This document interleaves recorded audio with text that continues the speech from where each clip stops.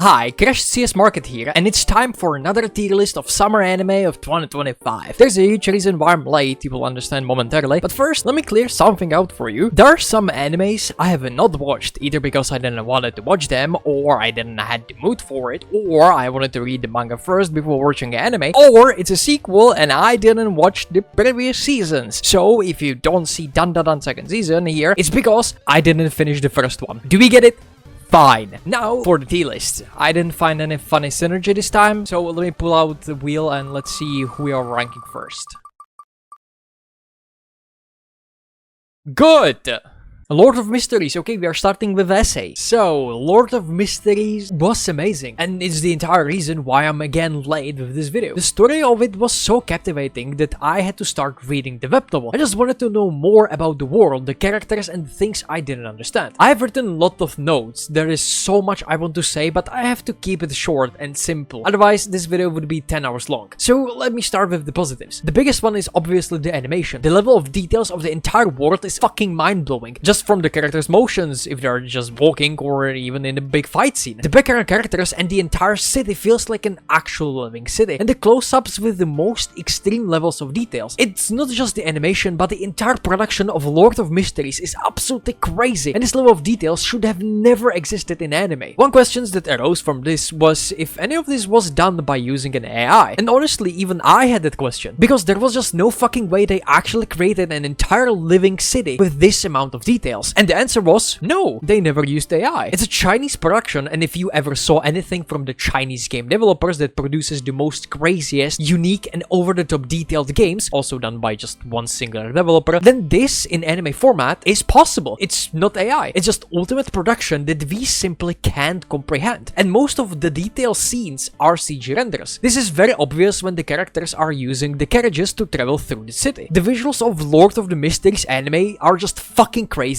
and was only possible because it's a Chinese production, and it's definitely the most striking feature of this anime. The next positive would be the English dubbing. Normally, watching animes in English is taken as blasphemy, and people doing so should be immediately snitched and publicly hanged. But English voice acting for Lord of Mysteries doesn't sound like some people are getting paid for saying some random lines, but actual actors playing the role of the characters. They actually care, and it's one of the best English dubbings of anime ever. With still being in the sound sphere, let's talk about the soundtrack, the sound effects, and the ending. Well, which all of them are again fucking 10 out of 10. Everything's just so well made. And what's in my opinion better than in the web novel were the characters. There are actually many changes in the story that help to highlight some characters and help them to stand out even more, so that you establish some connections, feelings, and sympathy for them. This just made them way more human. There is so much more to mention and further dive into the previous topics, but let me start talking about the negatives. And the biggest one being the confusing beginning of the anime. The structure and pacing of this anime was superb, but the first 3 to 4 episodes were so information overload. The first episode tried to put as much information as possible in there without any proper introduction. There was Isekai mentioned, suicide, Antigonus family, and the notebook, the Hornacious mountain, Beyonders, mysticism, divinations, spirituality, sequences, potions, pathways, nighthawks, the Grey Fox, secret orders, justice and the hangman, the 5 epochs, the churches, goddesses, deities, devils. So much information just said without any explanation. And it's not just about all these things being said and not explained. It's more about all these things being said in just one singular episode, making everything so extremely confusing and really hard to understand what is happening. Yes, with more episodes, you will slowly start to understand the definition of all of those things, and they will eventually get explained. But here comes my web novel knowledge. Everything in the web novel felt way slower. Everything had its introduction and proper development, and it all felt way more natural. Take for example him joining the Nighthawks. In the anime they told him to join them and gain the Beyonder's powers. He agreed and became a Beyonder and immediately joined the Nighthawks. In the web novel it went the same way, but first he actually joined the police forces and had to done some normal missions before he could officially join the Nighthawks. It was done to first monitor him so that he wouldn't lose control and if he was a capable Beyonder. The way it played out in the web novel felt way more natural, giving him the time to think about the dangers of being a Beyonder before joining the Nighthawks. Nighthawks. The same could be said about the mysticism and his abilities. He came from our world without any knowledge of magic and usage of magic. Thanks to Klein's memories, he was able to grasp the common knowledge of the world. But when he joined the Nighthawks, he immediately went on a mission. He was already using mysticism as well as his revolver and done a combat. This would not be such a problem, but in the fight with the monster and the clown, he uses the pendulum to divine if there is any danger around them. I don't have any problems with it not being explained through narration, but there was never a hint of anyone ever explaining to him how any of that works. He just happened to know how to correctly use the art of divination. And in episode 4, he used some weird cards with powers where he needed to first recite some incantations. I guess those are charms, but charms are not introduced until the episode 5, and he doesn't even craft them in the anime. So how come not only he knows about the charms, but also how to use them? This was my problem. There are powers he uses throughout the anime that were never established. And I don't have these problems just because I have read the web novel. I had these problems even before I started reading it. It's the natural field that I mentioned. Anything that he does that is not common from our world but is also small and almost insignificant thing doesn't have any foundation. The pendulum he used without it being introduced. In the web novel, it not only got introduced, explained how to properly use it with his low beyond their powers, but also how it works. The charms he used before they were ever introduced. In the web novel, he didn't use charms in that fight. Charms were introduced the same way as in an anime, and he crafted them slightly before he looked at the sun, which was also in the story placed a little earlier, but whatever. The first time he used charms in a fight was against Sharon, the witch from the demoness sect, the last fight before the big finale. He also seemed to get better at using a gun and is getting quite used to being in combat, but he's without any training or expertise in those. In the web novel, it is always mentioned after he joined the police forces. Every new day, every time skip, always mentioned how he is learning mysticism with old Neil, going to shooting range to learn how to use his gun and be more confident in it and have better aim, as well as having a personal trainer for combat and physique. Nothing of this exists in the anime, and it just looks like he is simply good at everything he does, that he doesn't need any training, any small character development. It's just a small nitpick that I have, that really bothered me, and it got even worse when I read the web novel. It is an amazing show, but it was so hard to get into just because how extremely confusing the beginning was. There was just so many things thrown at you without any foundation, without any introduction. It felt rushed and unnatural. If it wasn't for the light novel readers in the comment sections, I would have a really hard time continuing this anime. But thanks to them trying to answer a lot of questions and explaining a lot of cut content and try to give more context to some things that were just not introduced properly, this pushed me into reading the web novel to get the answers for myself because I wanted to understand the content of the world that captivated me so much after reading all of the comments from those heroes. Jesus Christ, I'm already talking for so long. I'm so sorry.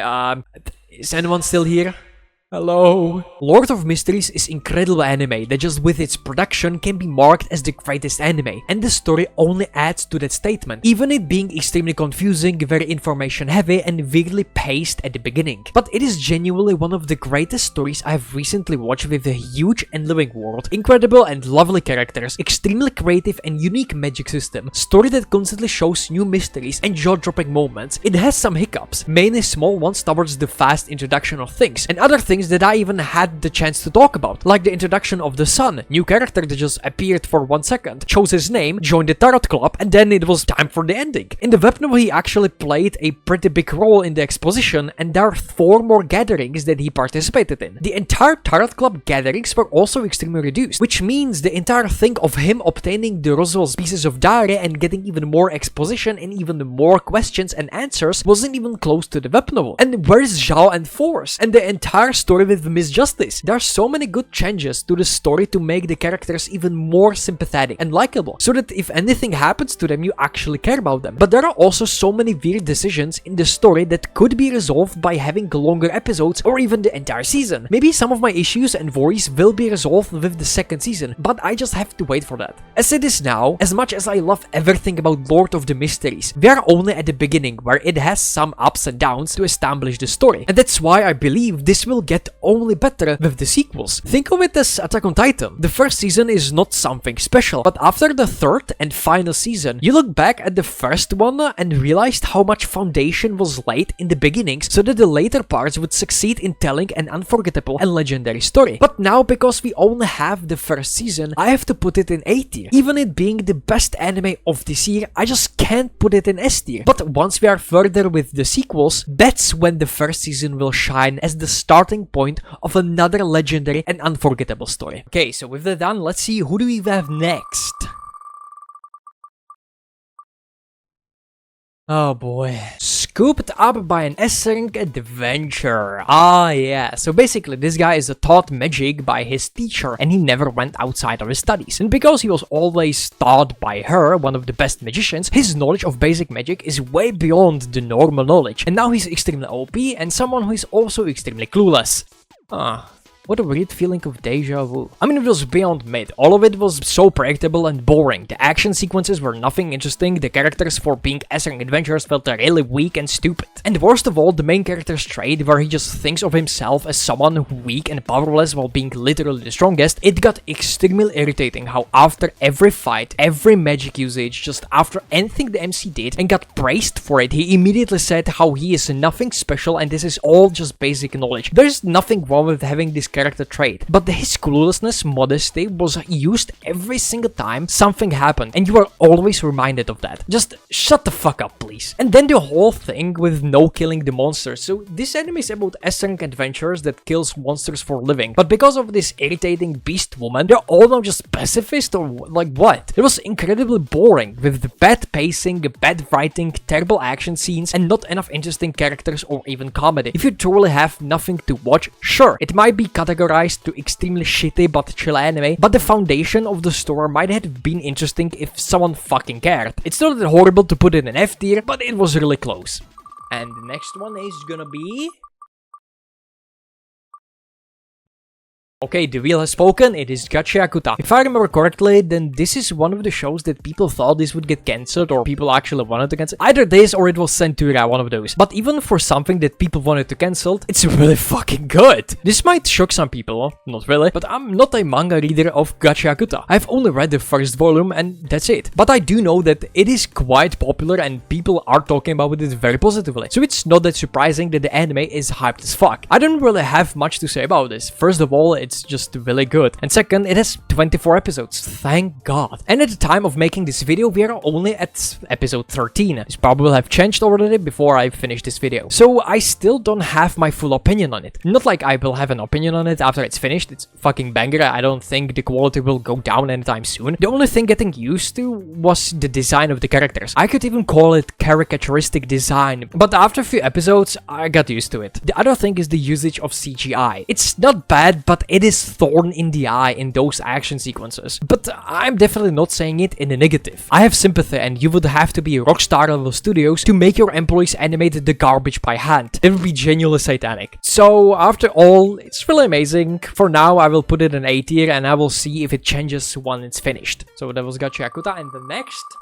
anime that I'm gonna talk about is Secrets of the Silent Witch. So Secrets of the Silent Witch was a pleasant surprise. It's a nice story about the shy genius magician Monika and how she overcomes her social anxiety meeting new people and improving herself. There is a huge reason why the main character is so shy, and it's because she had to deal with a lot of bullshit. Her father was burned in front of her eyes with his life work. Her scum uncle tortured her to the point she was even afraid of speaking and completely became shut in. She was bullied in school and her one and only friend cuts off with her because now he thinks she was above him because of his fucking ego, and he traumatizes her even more. Having socially awkward characters in anime is often seen as a very unrealistic portrayal. But here, instead of it being annoying, it more focuses on the reasons why is that character so shy. It focuses on her trauma, and it was really nice to see Monika going from shy witch that can't say a single word without stuttering to holding long conversation and saying her true feelings and gratitude. It's so fucking simple, yet so good. I really like this anime. It was funny and emotional at the same time. And although I feel like there is some bigger picture of the story that just wasn't really there, the politics and the entire reason why she's undercover to protect the prince that is also very mysterious and is definitely doing something behind the scenes. Or maybe I'm just overthinking it and it's just a simple comedy romance. Really good, wholesome and emotional story with introverted, socially anxious protagonist with some hidden story being told in the background, but that's not important. Easily A tier.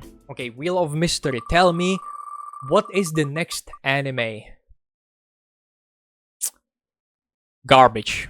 Good. So the shy hero and the assassin princesses. There is a hero and his party of 3 girls. The thing here is that the hero is extremely social and awkward, and he freezes in women's presence. And he's also extremely strong, and that's his whole character. But, hold on, that's not all. The 3 girls also have roles. This one is a daughter of the demon lord, this one is an assassin, and this last one is a fucking dominatrix. And they all have one goal, to kill the hero for their own reasons. But it didn't go so well, because he's a very nice guy, and he swears that he is gonna protect them, which he does on multiple occasions. And they're kinda falling for him, and they're realizing the friendship between them. And that's it. That's the whole fucking anime. Yes, there is some story, yes, there are some characters, background and backstories, but do you really want the entire review of this? It is fun and at the same time. Is it stupid? Yes, but at the same time, kinda enjoyable. Does my opinion even matter? No, so C tier. Okay, Wheel of Names, please tell me your next anime.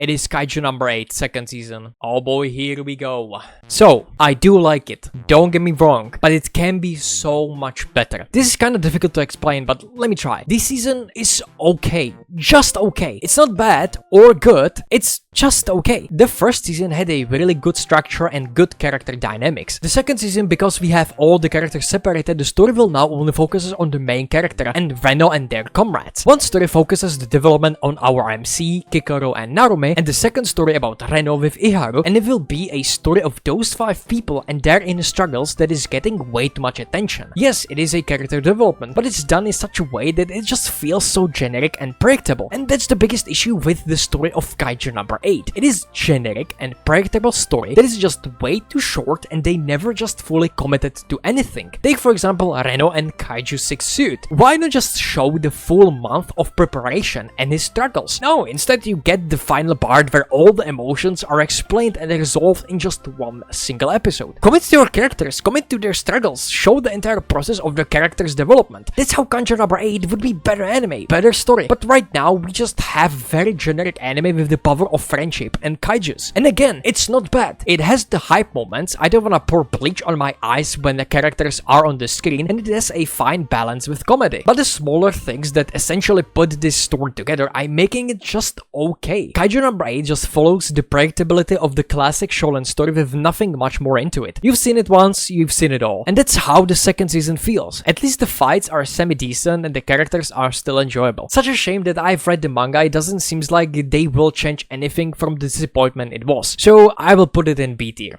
Please, the mysterious Wheel, what is the next anime?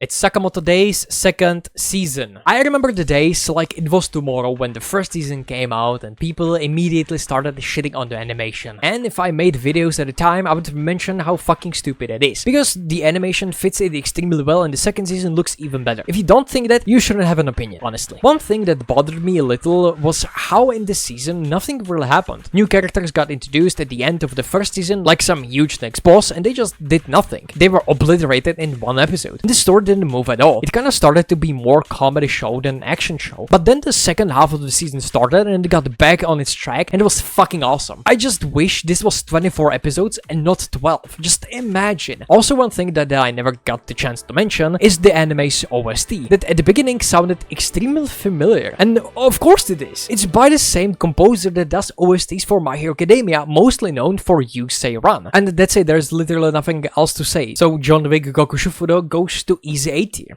Okay, next anime.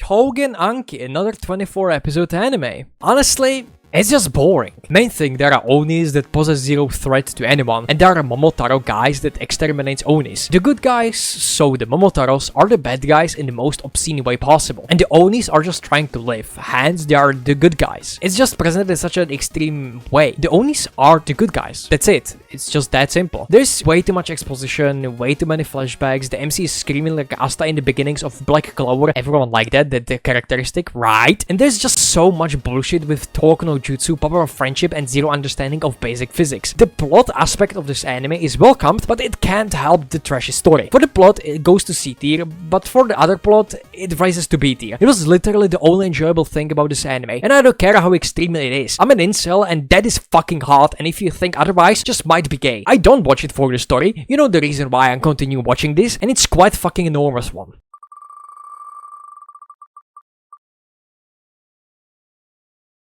Detectives these days are crazy. I absolutely get it why would someone watch this and love this. But I don't know, it might be my boring old ass and not understanding this humor. It's pure comedy, nothing else. It's not my cup of tea. I don't mind brainer comedy, but right now I just wasn't in the mood for that type of a thing. Or maybe I'm just coping and I'm becoming way too old for this shit. Either way to brainer that. It's literally Shikanoko but less brain damaged? Maybe? I don't know. It's C tier. Fuck you. It's just C tier. Move on.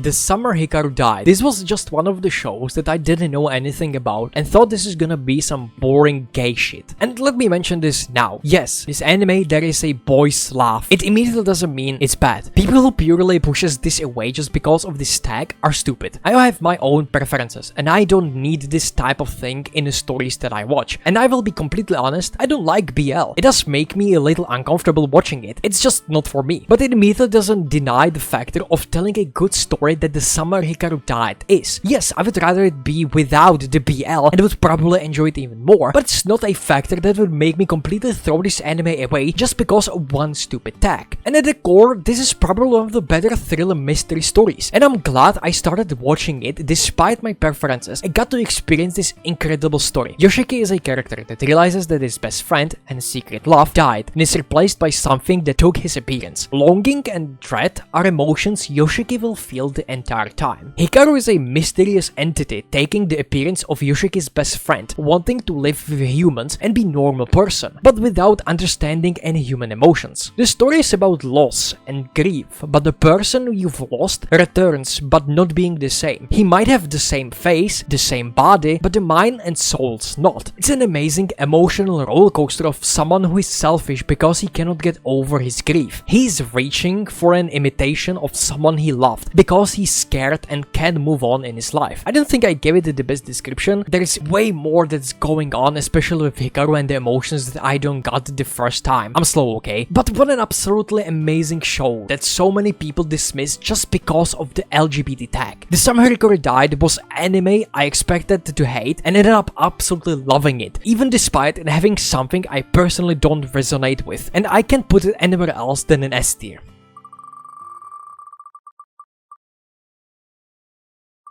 We are essaying the apocalypse bringer Mynoghra. World conquest starts with the civilization of ruin. I hate saying the whole name. For starters, they just speedrun the Isekai thing. They didn't care. They knew what their focus is, and that's definitely not creating a character background. Once he's in the new world, he doesn't know where he is. But one thing is for certain, it has something to do with the game he played. You see, when he was bedridden, he obviously couldn't do much, and so he played a lot of games. One of the games was one of his favorites, where he also was known as the best player on the server. It was some kind of turn-based building strategy, and he had quite interesting playstyle. Every time he started a new game, he always chooses the same character to help him, Atto, a character that was now before him, alive, and knew his true identity. This was his clue about the mysterious new world. And you know what? He has some good fucking taste, not gonna lie. The first few episodes were fine. I like the focus on them being careful in this new world, scouting the area and being sure they are safe, and at the same time gathering knowledge. For the first time, the characters in anime that have actual brains. And as it continued, it started showing what the anime is about. This world where they are is not based off of a game he played, but actually just another world that combines a lot of game genres and isekai tropes together. And our main protagonist has the abilities for his turn-based building strategy game. This isn't an action anime. This is a based building anime that sometimes has actions in it. The focus is on development, negotiation, and learning about the world. I can enjoy fantasy anime without action, and the foundation of this anime sounded very interesting. I really liked the idea, and the story seemed really good. Unfortunately, the overall production kind of ruined it. I enjoyed it, but it definitely feels like there is way more potential in here. I didn't read the manga, but from what the people have said, the manga is, as always, just better. This is a different world that combines multiple games and isekai genres, and we are following a story of building civilization game, not action RPG, not FPS shooter, but turn-based strategy genre. And here is the wasted potential. It didn't deliver enough of that. Yes, there are politics, fixed and planning on building civilization from scratch. But instead of further showing the process of building the houses and the first steps of creating a civilization, the agriculture and other stuff that was in the anime, it was only shown through game text and exposition. It is mostly because of the studio. I don't wanna be the guy that just says the animation is shit, same the script writing and scenes directions, but I have to. I do have some sympathy for the people working on it, and they have still done a way better job than the beginning after the end adaptation, but I just have to point and laugh. So the studio is called Maho Film, and I didn't knew about the studio, but they have worked on animes that I have seen, like a playthrough of a certain Dude's VR MMO Life from fall 2023 that I have even talked about in my tier list video, and I put it in a D tier. Or my unique skill makes me OP, even at level 1. It also ended in D tier in summer of 2023. Or Dr. Ellie's that was pretty decent and ended in B tier from winter of 2024 list, but it suffered some of the same issues, not enough focus on the stuff that the anime is about. So the background for the studio is just extremely mid and horrible isekais. So it's really unfortunate that the Apocalypse Bringer ended up in their hands. I believe if it was adapted by a different studio with bigger budget, it might have reached its potential, but this was just above average, being enjoyable enough for me to pick up an interest in it, with Ato being the biggest carry of the show. Like, actually, Ato is just so adorable. The way she switches between cute, goofy, and commanding scary, this anime is just Ato being pig wife and the perfect queen for 20 minutes. And fortunately, she was enough to bring this anime above D tier.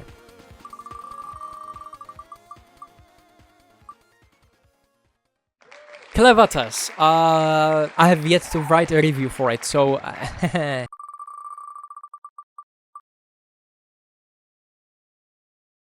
Don't read what's written on the wheel, focus on me. There is no freaking way I'll be your lover. Unless... Born too late to be knight. Born too early for space exploration. But born just in time to experience peak. Only a real man watches anime, and I fucking did, and I fucking loved it. So basically, socially anxious Renako tries to change her personality when entering the new high school and improve her social and conversational skills. Obviously that's not that easy, and when she gets into a group with very popular girls, she just can't keep up with anyone. But while she's still doing her best, everything changes when the popular girl confesses her love towards her, which Renako just can't accept because she just started being her true friend and wanted to be even her best friend. So they do 1 month trial, where they will change from couple to friends to see which side is gonna succumb to the other. Will Renako fall for Mei and starts dating, or Mei will understand the hardships of being in a relationship and maintain her friendship with Renako? Honestly, I didn't expect anything from this, but I fucking giggled like a girl watching this. Like, why was it so fucking sweet? But not everything is pink, if that's a saying. Honestly, I dislike Mai's personality. Like, how much she pushes Renako into loving her and doesn't know any boundaries. Don't get me wrong, I fucking love this anime and the romance is amazing, but she's ultra manipulative towards someone with obvious trauma, basically taking advantage of her and having ultra ego. I don't hate her, nor is she making this anime worse. What I'm trying to say is that Ajisai is way better choice. She's so sweet, cute, caring, play games, her smile brightens even the darkest room, she's living angel. Why am I analyzing a fucking Yuri anime so much, by the way? Why am I so invested in this romance story? I was expecting cute slice of life anime, not absolute peak with deep and amazing development. Sometimes it's funny, sometimes it's cute, and sometimes it's heartbreaking. This is the best romance this year, and it's fucking Yuri. GG. Oh boy. New Saga. But it's interesting, there is a huge siege on a demon lord of the world with all the characters basically dying off screen, including the main character that dies after he kills the demon lord. But wait, there is a weird magic, so he needs to stop dying and instead stop whatever is happening. And as he does that, he wakes up in his house, like it was all just a dream. But it is more than that. Some of the characters that died before they got even introduced are alive, and the world is not in fear of the demons or whatever. So what happened is that he teleported back in time before the demons attacked the humans and before he became a hero. Wait, did I say it was interesting? Ah, what I meant to say was that the anime Returner's magic should be special was very interesting. And this anime is a shittier version of it. And I mean it in every way. The first episode is literally 1-to-1. There are no differences in the beginning of the story. But what the new saga is how horrible everything is done. It is extremely fast. There is no preparation, no thought of his next steps to prevent anything or even get his group group or heroes together. There is no training, there is just nothing. He immediately went on a journey where he picked some of his items like extremely OP sword and meeting his friends just randomly on his way, and initiate his plans to become a hero and stop the demon lords before the disaster starts. He's always in the right time and the right moment, and everything just works for him with no repercussions. Everything is served for him on silver platter, and every time it follows the same fucking formula. The MC and his companions fight against a stronger enemies, but they don't have much issue because for no reason at all they all got stronger. MC suddenly remembers something from his previous timeline whenever it's fucking convenient. MC and his companions make some choices that you will think would carry some effects in the future chapters. Hint, he fucking can't. I like Returnus magic should be special, it grew on me, and I don't mind the concept being redone in a different anime. It's just a different version of Isekais. But the new saga was just predictable, uninteresting bullshit with the same frustrating things happening in every episode. Just D tier. Oh boy! I was reincarnated as the 7th prince so I can take my time perfecting my magic abilities second season. Back then with the first season, there were two camps of people. One that hated everything about this anime and the second who absolutely loved it. Well, because I'm now talking about the second season, I think you can guess on which camp I was. It's very simple. This magic obsessed maniac just wants to learn everything about magic, which is not that hard for him because he is not only extremely OP but also very smart, and he uses that to his advantage. Is there some way of enhancing his newly found magic? Well, let's find out by trial and error. Is there someone in his way of obtaining new magic? Well, too bad for that guy, I guess. Obviously, magic is the main focus in this anime, which is more reason to make it as good as possible. And the magic and the incantations are so pleasing to watch. They make it look so fleshy, powerful, and simply incredible to look at. As for the story, character, or even the comedy, there is nothing much to say. It's not anything amazing, but this anime is not about that. This anime is about a simple-minded guy who is just extremely obsessed with magic. He feels the same way about magic as Yumeko feels about gambling. Now, for the character design, I just can't stay quiet. The main character still has extremely questionable design. Bro can deliver a baby with those hips and thigh gap. Does his design make this weird to watch? Sometimes, yes. And it sometimes makes me question my orientation. But I guess fanboys never really hurt anyone. For what this anime is focusing on, which is the magic, and they know that, and they fucking delivered on that, it is still very well made anime, where I will proudly say, yes, I love it, and I put it in A tier. Let's talk about the water magician, shall we? So, it is an isekai, and this guy was just teleported to his house, far, far away from any civilization to live his carefree life. First, it was fine, it had some beginning development. Fast, but there was some, and there is no harem. But there is some time skip. The MC is getting stronger and stronger, and we don't see any of this progress. And then the story continues when the MC goes into a city where he finds his first friends. And now the story focuses more on them than the MC. At first, I really like the idea of not really including the MC into the story and instead focuses way more on the supporting characters, his friends. But the longer it went, the more boring it got. First of all, nothing fucking happens in 90% of those episodes, and when there's an action, it's either hindered by the animation or it ends with a fucking cliffhanger. Second, it gets really irritating when there is something happening and the MC is just chilling somewhere in the background doing jack shit. Third, the supporting characters are just uninterested. And lastly, we are at the point where the MC is doing more than nothing and he's already extremely OP, and anytime he's on the screen doing something, he's the center of the attention of other characters. As I've said, I initially liked the idea of this anime, but at the end, it's just boring isekai that didn't do anything interesting with its direction, and the structure of the episodes just doesn't make any sense either. Half of episode 11, second to last episode, is just backstory of some random dude you don't even care about. I don't get it. Why are they trying to establish some characters in the last fucking episode and then make him extremely retarded so that our main character can have his screen time? The idea of this anime was nice, but execution sucked. The characters are extremely boring, half of them are more retarded than League players, and the main character's absence would be nice to think if his power scaling was reasonable, or if he did anything other than shoving dildo up his ass. D tier.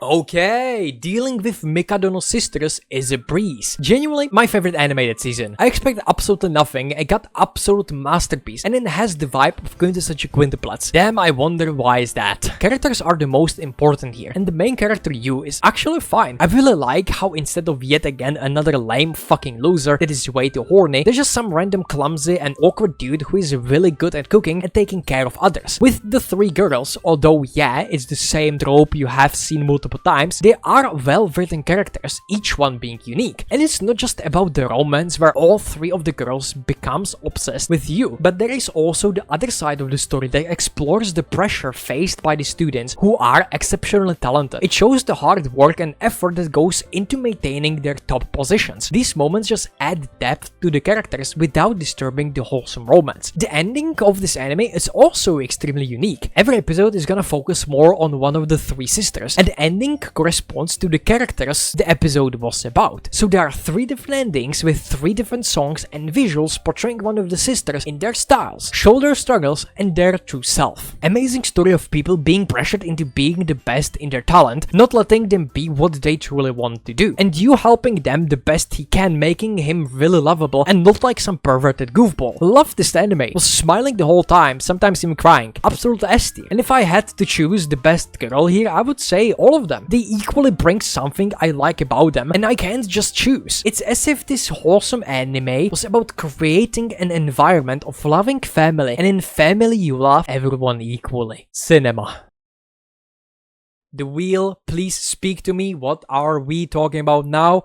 Oh my god, it's My Dressed Up Darling second season. Who could have seen that coming? Let's go simple here, the same as this anime. My Dressed Up Darling was an amazing show by being simple. It's nothing special, really. I don't even have proper reasons as to why this is a great show. I just know that the characters are amazing. The chemistry between Gojo and Marin just develops flawlessly, and the romance side of this anime is not just watchable, enjoyable, but most importantly, it fucking exists and it develops. You can see how different the characters are and how they interact with each other compared to the beginnings. Truly, what a concept of having romance in a romance anime. What a concept! As I've said, My Dress Up Darling second season is simply amazing with lovable characters and love development that fucking progresses, and it's all you fucking need. It was my comfort anime in 2022 and it is still my comfort anime in 2025. S tier. Okay, and that's the tier list. If you disagree with something, keep in mind your opinion doesn't matter, but you can still type in the comments. And now for the essential part of this video, the awards. And the first award is gonna be for the best opening. And the choices are You Can Run From Yourself by Aurora from Kaijuu number 8, Hugs by Baladusk from Gachiakuta, Aoto Kirameki by Spika Spika from My Dress Up Darling, Murimuri Evolution by Nano Akari, by the way same vocalist that did ending for Go-Go Loser Rangers, she won. And last is Miracle Warrior View by Nichimezo from Dealing with the Mikado no Sisters is a breeze. I'm sorry if my pronunciations were horrible, I know they were. And the best opening for Summer Anime 2025 is You Can Run From Yourself by Aurora. Again, the opening song is amazing. It's a song that I would put on my Spotify, and visuals are as well stunning. Basically the same as from the first season, but for me this one slightly better. The next award is gonna be the best ending, and for this season we have all three endings from Dealing with Mikado no Sisters is breeze. Kawai Kawai by Piki from My Dress Up Darling, Tomoshibi by Dust Cell from Gachiakuta, Mayochawa by Philosophy No Dance from There Is No Freaking Way I'll Be Your Lover, unless Dark Dream by Curly Gao from Lord of the Mysteries, and lastly Feel by Hitsuji Bungaku from Secrets of the Silent Witch. And the best ending of summer 2025 is Dark Dream from Lord of the Mysteries. I can't even say anything about this segment being over an hour long. It's just amazing. It fits the anime. The sound effects at the beginning, like someone is writing something on the paper, hinting that it might be client. There's just so much to mention. The visuals are insane. The song is